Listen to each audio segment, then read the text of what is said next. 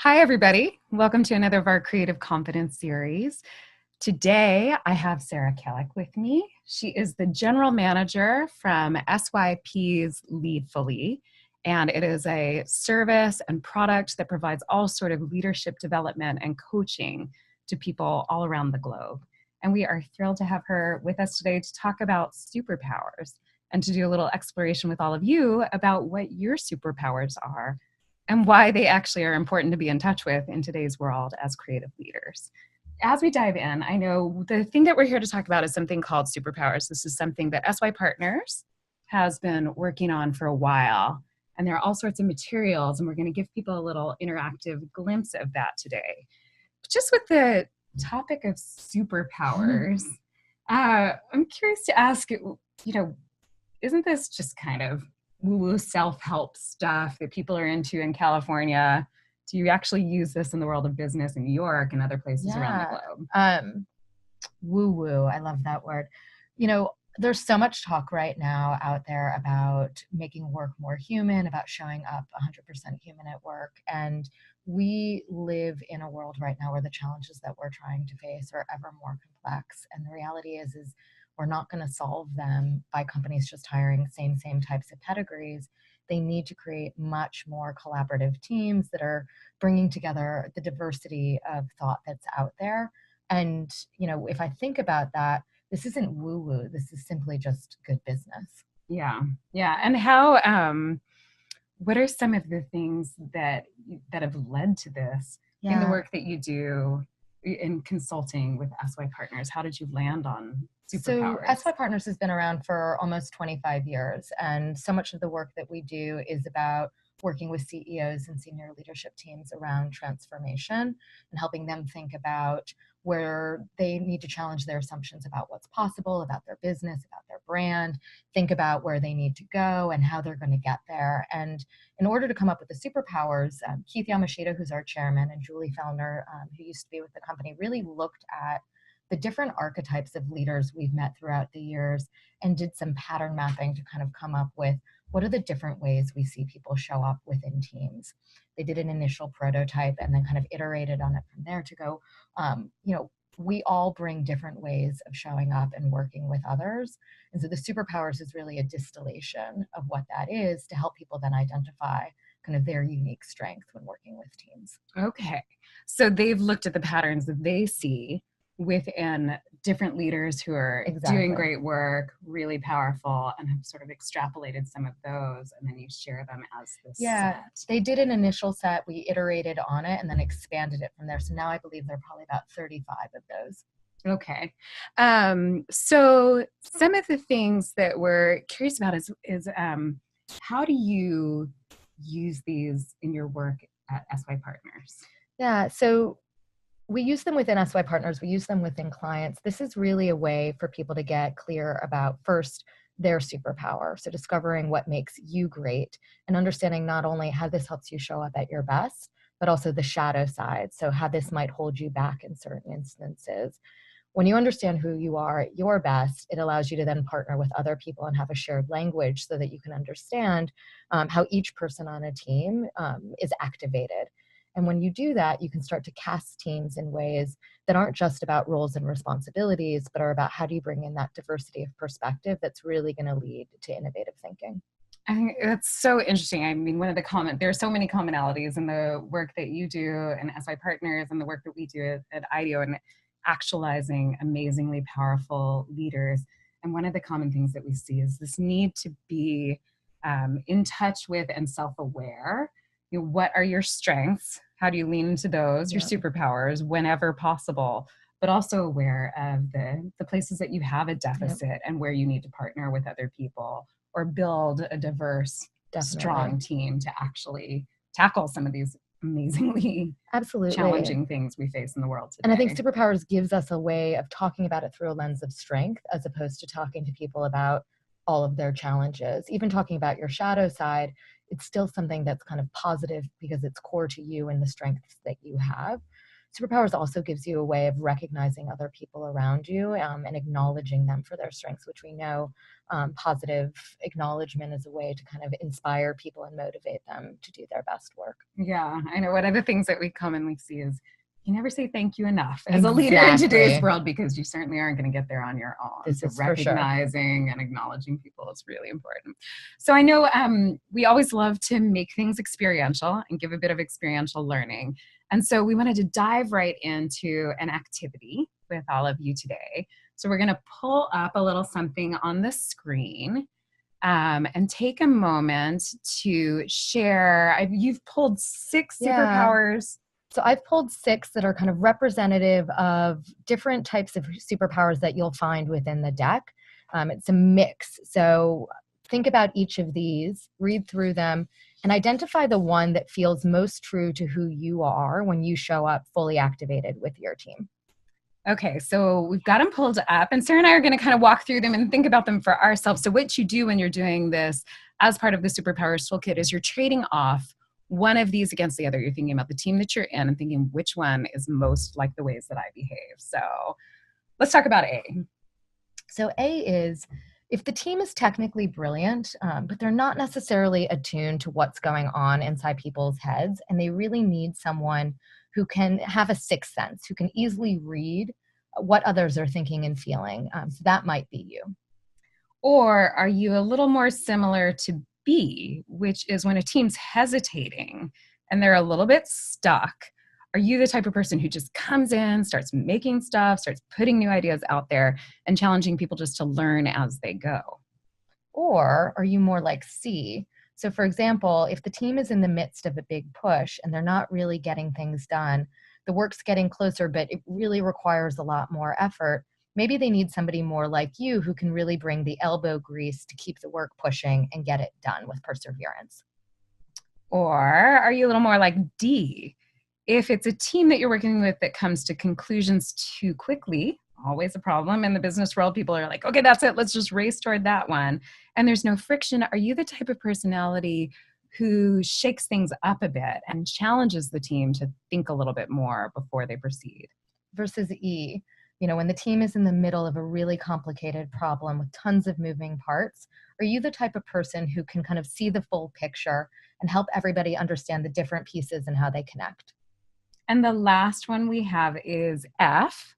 If you've ever been working with a team that's hungry and they want to do something bigger and bolder, are you the type of leader who can paint a picture of the future and then start a team on its way? And so I can see we have questions. Rami is asking, what if you feel like you're more than one of them? What do you do in a situation like that, Sarah? It's funny. The exercise is designed to help you figure out your superpower, so that singular one. But the reality is I like to say, we're all special snowflakes. So most of us tend to have a few superpowers, one that's maybe the most dominant and a few others that support it. I know I have 2 that I constantly gravitate towards. And I think most people tend to have that as well, which is totally fine. But again, I think this is all about self-awareness and seeing about which one of these do you tend to lean into versus what do other people tend to lean towards. And I know a lot of you are saying, but they all resonate. I can do all of them. Think about your current team, because it is very team dependent, right? So what is the team that you're working with and what's the superpower that you're leaning in that case? You might lean into different ones at home, different ones with your partner, your kids, different ones with your community outside of work. But with your team at work right now, we're going to ask each of you to just go with your gut and pick A, B, C, D, or E, or F. And then we'll get a sense of how people are feeling in their work right now with the teams they're working on this time. One more thing, just as we're talking and waiting for people to roll in with their votes, we talk a lot about the shout out side. Other people are bringing up the Achilles heel. Yeah, as I mentioned, Julie Fellner, who helped create the Superpowers, her superpower is empathy. So she's the type of person who really can feel other people's feelings. And when she draws that card, it makes a ton of sense, and it's very self-actualizing and gratifying. But it also makes sense that the shadow side is she has difficulties making decisions because she's constantly taking in other people's perspectives, which makes it hard to be decisive in that moment. My superpower is systems thinking. So I'm great at seeing how all the parts connect together. The shadow side of that is that I can constantly want to keep unraveling the system as opposed to making a decision right in that moment as well. Mm-hmm. And again, it's all about awareness and understanding how you interact with others and then how you activate other people to counter your shadow side. Yeah, yeah, so nice. We'll talk a little bit more about tips. So let's see, the votes are in. What do we have out there today? What's most dominant? So it looks like E's the superpower of this group. Oh my God, that's my superpower. So seeing how all the different pieces connect. After that, we've also got easily a lot of empathy going on in this community. Then making stuff, prototyping, putting it out there, and then kind of an even spread across everything else. So let's go ahead and flip to the next slide and look at a high level of what these superpowers are. And so I think what's nice is that the way that this experience kind of brings it to you is letting you put yourself in that scenario, letting you understand and think about where do I go most often.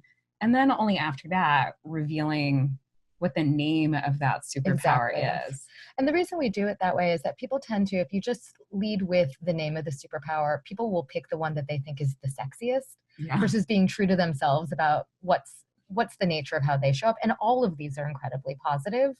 It's just forcing you to think about how you show up versus the thing that you want to pick. Yeah, and it's so interesting in different kinds of cultures and contexts in a business environment. There are certain things that seem to be more privileged or sexier for that environment. And so how do you make sure you have a balance? Exactly. So I know one of the things that I was thinking as you're talking about this is that there are things you can do once you have this self-awareness in the ways that you participate and lead in groups. Yeah. And so I know one of the things that I often do is when you understand your superpower, you can kind of narrate that to your team and say, hey, I know I have trouble making quick decisions, or I know I have a tendency to unravel things. So help me out here, push on me for that. And I need you to bring this. Yeah. What are some of the other ways that you see your teams inside of SY Partners or Definitely. I would say first and foremost, it's what you're talking about. So having these conversations where it gives you a shared language to be able to talk to each other about your superpower, your shadow side. I'd say that another part about that is then to be able to look for ways to activate people. I have this great memory of working on a project with Keith where we were really struggling to connect and get momentum with the client. And he kept saying, we have to get you to London. We have to get you to London. We have to activate your superpower. So my second superpower is empathy, which tends to show up for me around relationship making. And he's like, we have to get you there to make these relationships. And the point of that is just activating people and calling them out on what makes them great. Again, makes them feel great at the same time.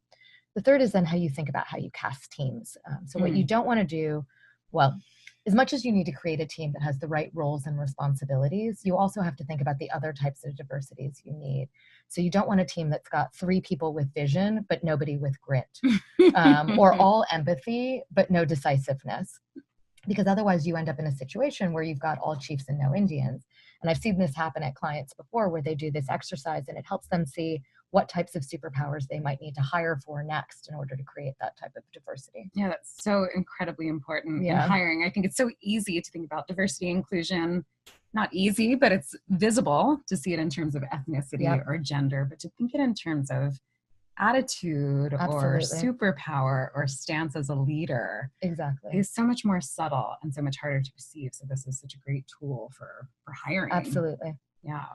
And what are some of well, actually one thing I want to do, and then we'll come back to full screen. So on the next slide, I just want to be sure to share that it's not just these 6. Exactly. So there are a couple dozen. I think there are about 30 to 35 superpowers in the deck. So there's a whole range of diversities that you could find yourself showing up at your best. And as I said, there'll be one that you might gravitate towards the most, but there'll likely be 2 or 3 that you'll kind of have in your back pocket as alternate superpowers. And then do you use it in different times yourself? Do you use it like in your home life? Do you test your partner? I've definitely heard of people doing this. Often when we do this exercise with clients, people will take the decks home and be like, I can't wait to use this with my husband. Because again, it creates a language about why I'm showing up the way that I'm showing up. And that conversation starts to make it a lot easier to break down barriers. Is there anything about, I know with a lot of personality tests and leadership stance tests, there's something about the person taking it and understanding their type themselves versus other people typing them. Yeah, I think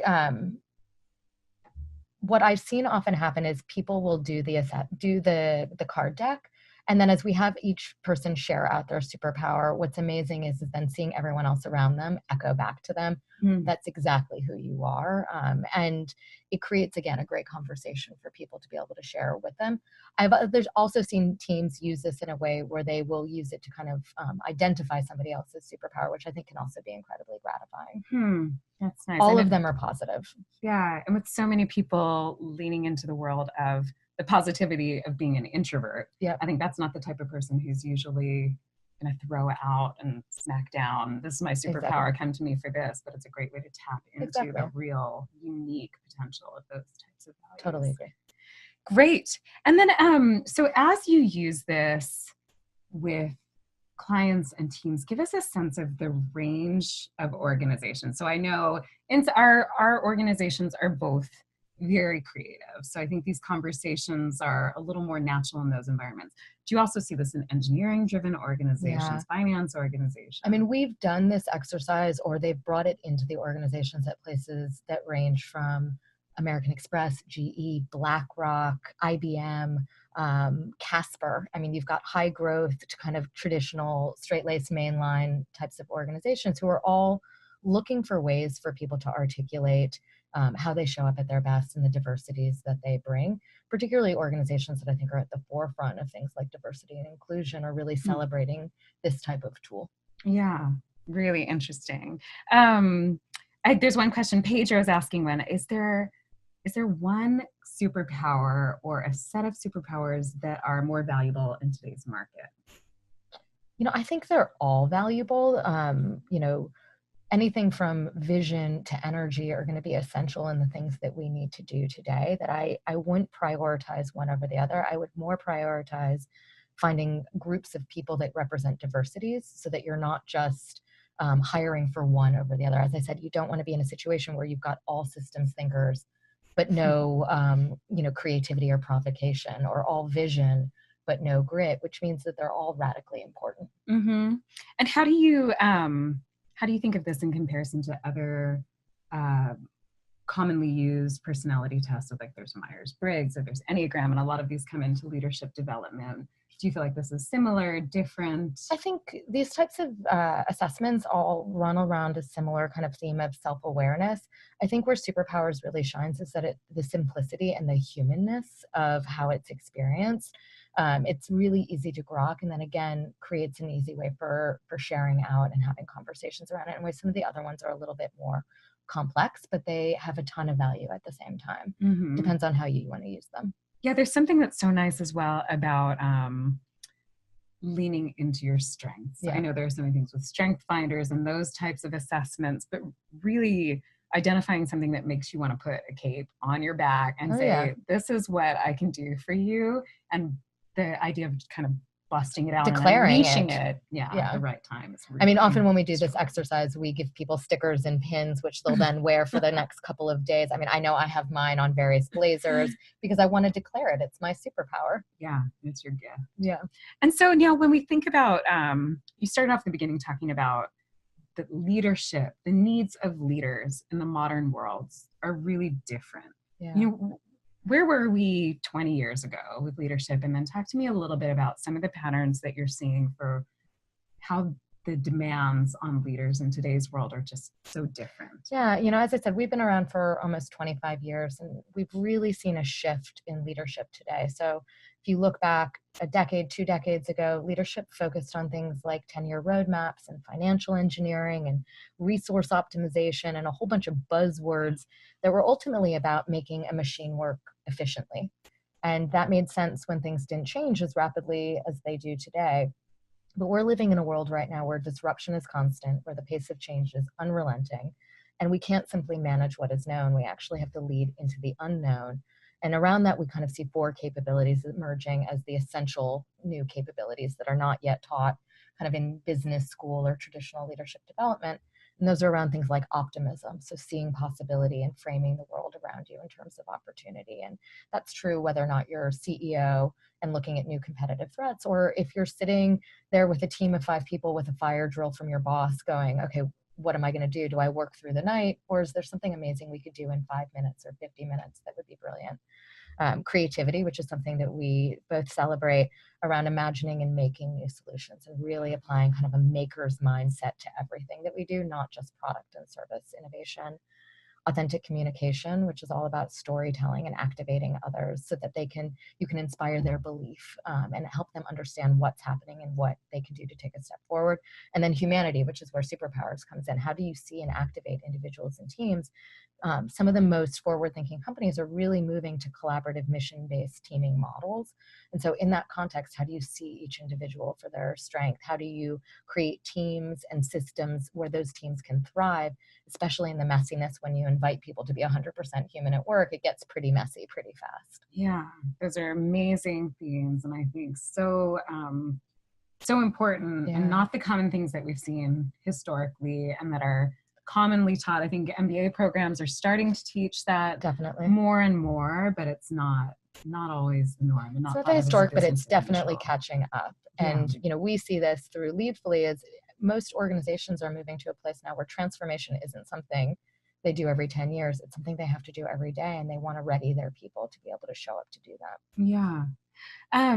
And then when you talk about the need for more humanity in the workplace and to be able to tap into people's superpowers, another thing that we've been looking at is connecting an individual's center of themselves and their sense of purpose and what they value in the world to the place of business.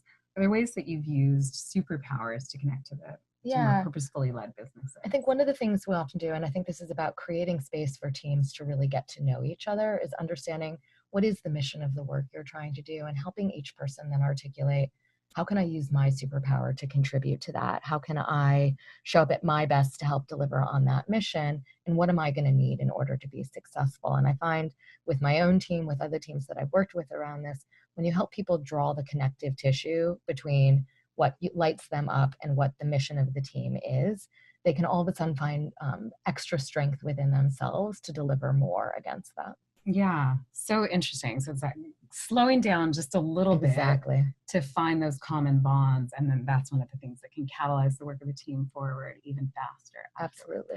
So I'm going to go to some of the questions that are coming in from our community. Are there more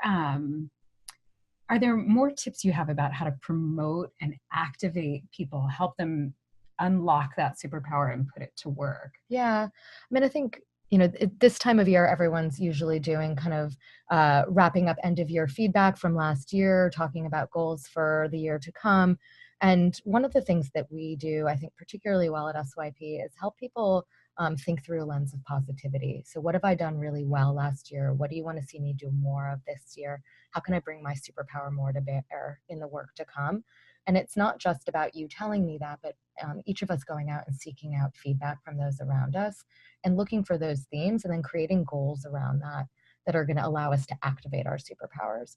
Once you have those goals, how do you then share them with everyone around you and create co-conspirators around it? I think too often we create goals and they, live in a file on our desktop or worse, in a folder somewhere else, and we don't look at them ever again. So how do you make that part of a ritual of how the team works together, whether that's daily or weekly, just kind of going back to that and helping support each other in it? Yeah, so interesting. I'm curious to know, is there a superpower that you would love to steal from somebody else if you could? Yeah. What's like one that you're working on yourself? I would say I love provocation. And it's not that I'm not provocative, but I feel like the people who are great at this are the ones who are just challenging things constantly and asking that question that just flips everything around.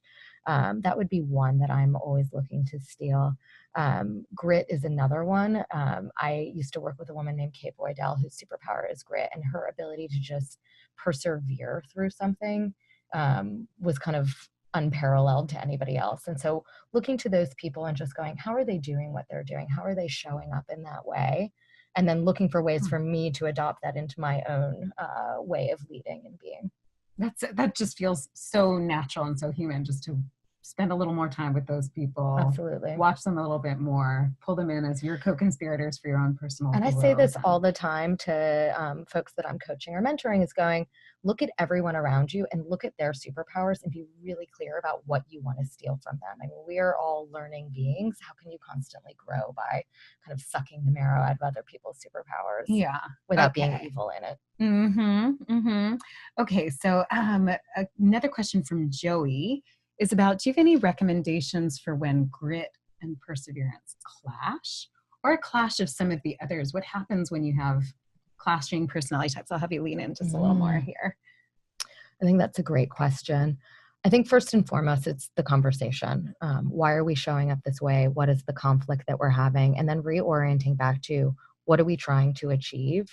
And how can we then think differently about how we're showing up in those moments? I think so often when we experience conflict, we experience it emotionally.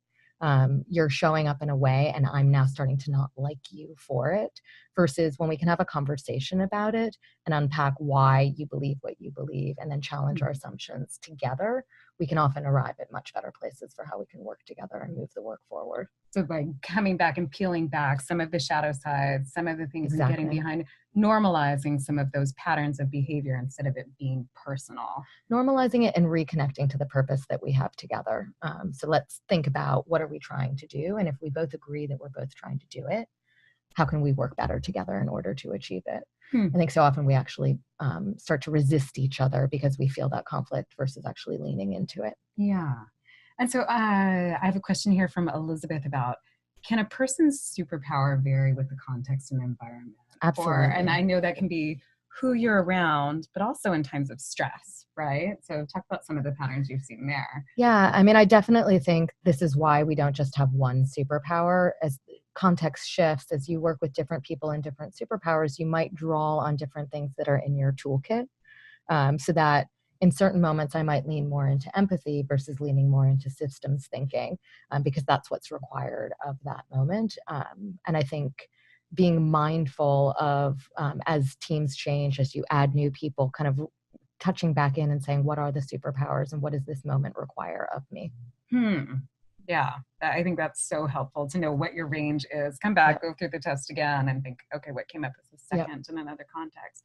I think that's also so helpful to think about, what is the particular situation you're thinking through and who are the other people there as you do the exercise. So it's something you can come back into again and again. From Laura, she's asking, do you believe certain roles are better suited to a certain superpower, or one can leverage that same superpower no matter what their role is? So interesting. I'm sure that there are some patterns where you might find people of certain roles having frequently certain superpowers, but more often than not, I actually see a diversity in it, where you might see a project manager who is bringing creativity, where you might have assumed that a designer is going to be the person who's going to bring creativity versus a designer who's bringing grit. And I think that it's less about role and more about just your orientation towards the world. I think that's, again, so common in the things that we see, is that we think if you're in the finance department that you don't have permission to be creative, that you have to be the more analytical, quiet engine of the team. But I think when we really do some of these tests, people are often surprised at how creative and how much creative potential every single role in the organization can have. I think that's such an important point, to be able to then look at people who might not be in disciplines or silos, and realize that they actually have superpowers that we should be tapping into. And therefore, how do you take that person from finance who might have creativity as their superpower, but allow them to show up in ways where they can contribute to ideas before the fact and bring them into different types of working situations? Yeah. There's a really nice question here from Lisa about reconnecting. Is there a way to reconnect with your own superpower if you're in a situation where you're feeling burnt out or overburdened by some of the other dynamics on a team that you're working with? I mean, I think there's a lot of self-reflection that can happen. And I think being able to step back and say, what does it look like when I'm fully activated, when I love what I'm doing? What are the tasks that really light me up? And having an honest conversation with yourself first about, is this work the work that I should be doing? And then connecting in with your manager or team leader, others, and thinking about, is this the best use of your talents or your time? Obviously, we don't all want to switch jobs just because our superpower isn't being fully activated in that moment, but it does create an opportunity for conversation of thinking about what could I lean into? What could I do more of? Yeah, and I know you do a lot of coaching of different people in your work through Leadfully and just in your work as a consultant. And I'm curious, can you talk about a time where you've seen somebody actually unlock and all of a sudden really blossom more fully into their superpower, just so we can understand how that unleashes something unique in the world of business? Like I think about a woman that I had been coaching a lot last year, and her really starting to recognize that her superpower was around empathy. And I don't think she had previously thought of herself in that way.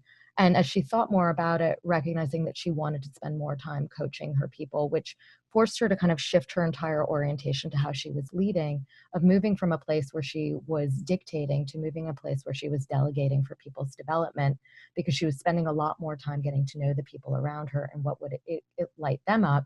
She then started assigning work in different ways that freed her up to do work at a higher level, and to be more strategic versus being always in the weeds. And I think it really transformed a lot about her leadership and how she partnered with other people, simply by starting to recognize what she loved and doing more of it. Yeah, I know a lot of times a phrase that gets bandied about IDEO in terms of leadership development is to be a little more selfish, which seems like such a strange way to go about it. But what I read into that is being in touch with what it is that's going to bring your best self to that work, taking those things and then being very in touch with the humanity of other people around you so that you can pair them with which pieces of that huge creative problem that needs to be solved they can bring their best talents to. And I love that notion of being selfish. When I show up at my best, I'm going to make my biggest contribution. So I should be selfish in that regard. Yeah. All right, a couple more in here. Lots of things flowing through. In percentages, do you have an optimal combination of superpowers? Is that possible, or is it just a snowflake thing? I think it's just a snowflake thing. I don't have a percentage of you should have X number of these, or your dominant should be 70% and your minor should be 30%. I think it's more special snowflakes. Yeah.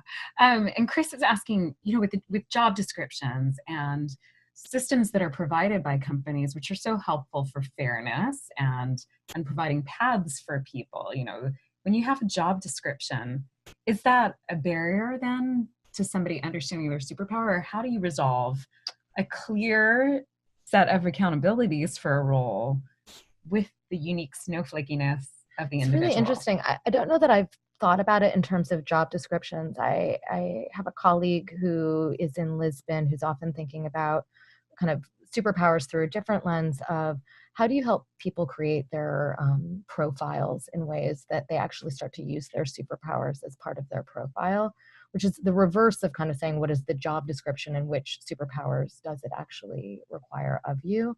I don't know that the job description limits superpowers, but I think it's more about how do you use those things together versus separately. Mm-hmm. So clearly there are many ways to achieve accountabilities in a particular role, and then the different ways that you go about it. And like I said, you could have 10 people in the same role who each represent a different superpower.